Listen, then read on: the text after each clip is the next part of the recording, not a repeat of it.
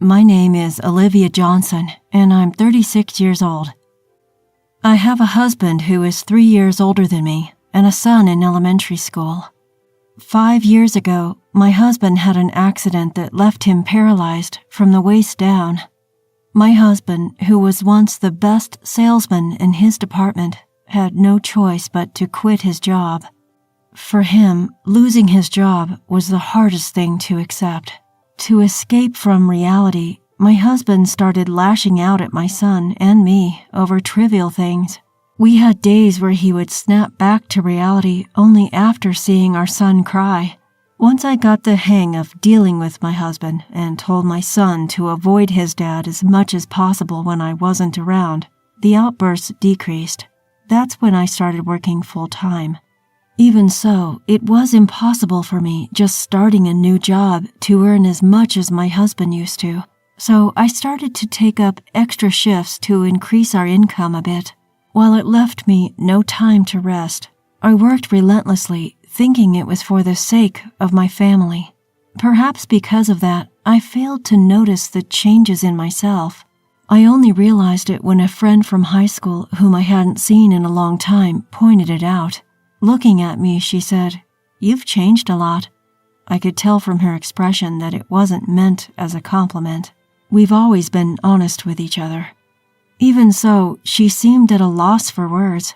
I was curious, so I asked her, "Have I changed that much?" "Don't worry, I won't get mad. Just tell me honestly." Upon hearing my request, she spoke without hesitation. "Okay, if you say so.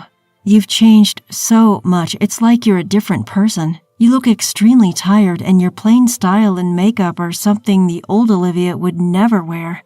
You look like you've aged by at least 10 years. Even though I'd asked for honesty, her words hit me pretty hard. But I couldn't deny it.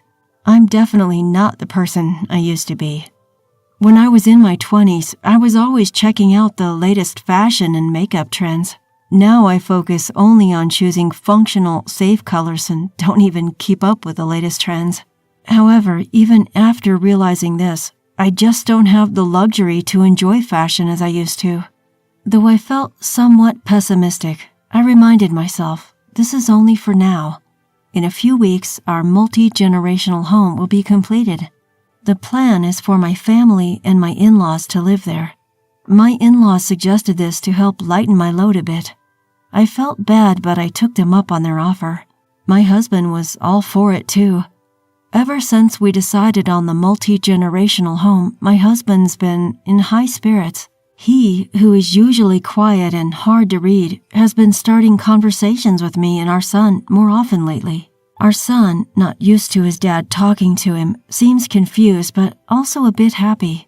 At one point, my husband would yell at our son for unreasonable reasons. Because of that, our son became overly sensitive to his dad's mood. I had been struggling to find a way to improve the relationship between my son and my husband, hoping that living in a duplex might be a good start. But when our long-awaited duplex was finally completed, my husband told me that he had something to discuss. He mentioned that my mother-in-law would also be present, and I had a bad feeling about this. Despite my apprehension, my husband began to speak with a smile on his face. "I can finally tell you, Olivia. I was advised to keep silent until the duplex was finished, but I've been looking forward to this day." I was puzzled, not quite grasping what he was trying to convey. Then, with a casual tone, as if he were talking about today's weather, he said, "Olivia, let's get a divorce, and from now on, let's lead separate lives." It took me a few minutes to comprehend my husband's words. However, it seemed he took my silence as an agreement and triumphantly spread a divorce paper on the table. The document looked legitimate, with signatures from both him and my in-laws. Unable to accept the reality, I looked up, thinking it might be some kind of distasteful prank. But my husband's expression instantly crumbled that thought. I felt a determined resolve in his eyes, a promise to absolutely divorce me. I instinctively turned to my mother-in-law for support, but with an unreadable expression, she simply said, "Sign the paper." I felt betrayed. I thought things were going well with both my husband and my mother-in-law, but perhaps it was only me. Tears welled up as I bit my lower lip and looked down. Meanwhile, my husband continued to speak. "You can take our son, Olivia. He would be happier. Besides, with my health condition, it's impossible for me to take care of him." I cut him off. "Hold on. I never agreed on getting a divorce. You never said anything about this. You can't just decide all this on your own." I voiced my displeasure during the brief silence. "First off, what do you plan to do without me? Do you realize how much I've supported you?" As soon as my husband heard these words, his expression changed. His face turned red and he glared at me, yelling, "That's what I can't stand about you. Your self-righteous way of talking. I didn't choose to be like this, yet you always look worn out, acting as if you're the only one suffering. I felt blamed every time. I'm fed up with you and your victim complex." I lost my words hearing the true feelings of my husband. I couldn't hold back my tears anymore. Seeing me crying, my husband looked annoyed and said, "See, you always play the victim, right, Mom? You'd agree that a wife like her who can't even respect her husband isn't suitable for me, right? Don't worry, my new partner is young and beautiful, and I'm sure you'll like her." His words hit me like a punch to the gut. I finally understood the real reason why my husband wanted a divorce. He was having an affair, and he was trying to get rid of me, the obstacle to be with his mistress. I never thought my husband would cheat on me. Not because of his personality, but because I thought there was no chance for him to meet someone else. But I was wrong. He told me how he met his mistress. He met his lover online, and through texting each other every day, they developed feelings and fell in love. Because I only use my phone for minimal communication, learning about this whole online dating thing was bewildering. Looking back, my husband had been glued to his phone recently. Moreover, my husband, engrossed in his phone, seemed to be in an exceptionally good mood. Oblivious to my husband's affair, I would think to myself, "It's nice to see him in a good mood today." Yet for all I know, he may have been secretly inviting that woman over to our place when I wasn't around. Just the thought of it was enough to make my blood boil. Despite our arguments, I had never once considered leaving him before. But now, after hearing his true feelings, I just couldn't imagine being with him any longer. Even if he took back his words and said, "I don't want a divorce after all," I was now determined to leave him. As I made this decision, I heard a loud slap. Startled, I looked up to see my mother-in-law, her face twisted in an expression I had never seen before. My husband's cheek bore a red handprint. Realizing she had slapped him, I was taken aback. I would never have expected my mother-in-law to lay a hand on her son. She turned to me, deeply bowing her head in apology. "I'm really sorry. I apologize for letting you take care of such a despicable son." She uttered these words, her face a mask of profound regret. "Olivia, you're too good for my son. You've done so much for him, more than we could ever thank you for. My husband and I were looking forward to living with you two, but it seems you'll be better off without our son. We will make sure you receive proper alimony and child support, so please, go ahead and divorce him." My husband, his face beet red, tried to retort, but a glare from his mother shut him up. A different kind of tears welled up at my mother-in-law's words. They brought both relief and sadness. Regardless of my husband, I was saddened at the prospect of ending my relationship with my in-laws. Encouraged by my mother-in-law, I filled out the divorce papers. And just like that, my husband and I became strangers. After parting with my husband, I returned to my parents' house with my son. My parents said it was fine to stay with them until things settled down, so I decided to take them up on their offer. I planned to continue working as before, but discussed reducing my workload with my boss. I was considering changing jobs if needed, but my boss agreed to accommodate me without hesitation. To be honest, it took me by surprise. Apparently, my boss had been worried about my excessive workload for a while now. With a wry smile, he said, "I was actually worried you might collapse one day, but knowing your situation at home, I didn't say anything." Feeling guilty, I bowed my head and apologized to my boss for causing him concern.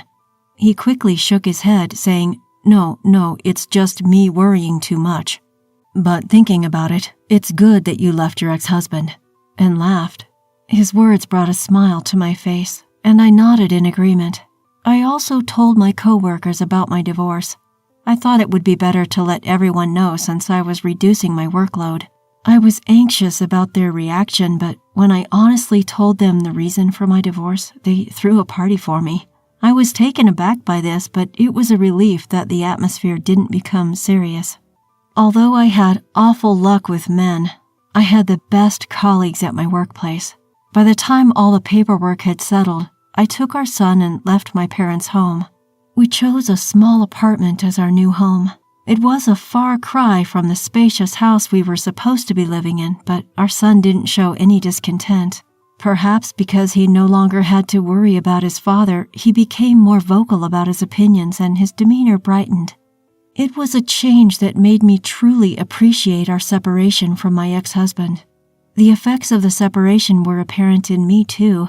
By the time I'd finished unpacking after the move, a friend came to visit and celebrate our new home. The last time we met, she was concerned of my well-being, but when she saw me today, she laughed and said that I looked younger than ever. I couldn't help but laugh along. Everything started going smoothly, almost comically so, after the divorce. I suppose my old self was under so much stress, physically and mentally. Now I realized I was merely a maid for my ex-husband back then. I still can't forgive my ex-husband, and I don't want to see him, but I do meet my in-laws once a month now. A while ago, my son got a fever, but I absolutely couldn't take a day off of work that day. And to make matters worse, my parents weren't available either.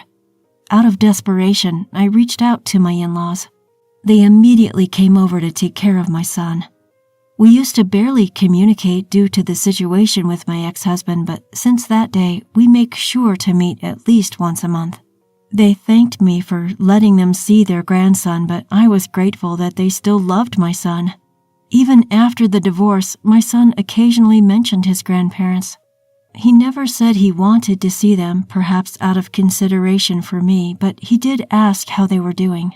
After all, they were his beloved grandparents.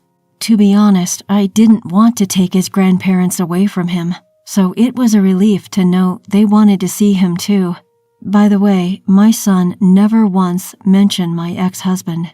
Even my in-laws knew that we didn't want to see him. However, my ex-husband had a different idea. I was utterly surprised when I heard from my mother-in-law that my ex-husband was considering getting back with us. I thought that things were going well with his mistress. According to my mother-in-law, the mistress moved in shortly after we left. It seemed like they had it all planned out. The mistress was delighted to see the new house and moved in without even getting permission from my in-laws. They were taken aback, but decided to act as if my ex-husband and his new partner didn't exist. At first, the mistress seemed pleased with the minimal interaction with my in-laws, but soon she started showing signs of discontent. Apparently, she thought that my in-laws would be helping with the household chores. She complained about it to my ex-husband. He then said to his parents, "What's this all about? Didn't you promise to help with the housework?" To this, my mother-in-law replied, "We did promise, but that was with Olivia, not with you two." And she ignored anything he said after that. Left with no choice, my ex-husband tried to get the mistress to do everything that I used to do. At first, she reluctantly did as told, but every complaint from my ex-husband caused more strain between them, and then his mistress finally went off on him. She slammed the divorce papers at my ex-husband, saying, "I'm not a maid or a nurse. This is not fun at all, and I can't stand being with you anymore." She left the house. I thought to myself, my ex is pretty bad, but that mistress is quite something too. My mother-in-law, with a bitter smile, commented that my ex-husband's behavior afterwards was the real problem. He refused to admit that he was at fault and blamed his mistress for getting dumped by saying that he got tricked by her. Furthermore, there was no one left to take care of my ex now that his mistress was gone. He couldn't rely on my in-laws either. As a result, for some reason, he thought that if we reconciled, everything would return to how it was. He probably has forgotten the things he did. He told my in-laws that he wanted to get back together with me and asked for their help.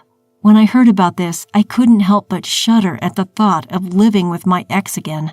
My mother-in-law quickly reassured me, saying, "Don't worry, we firmly refused." My ex, scolded by my in-laws, gave up on seeing me but now wanted to see our son. My in-laws also refused this.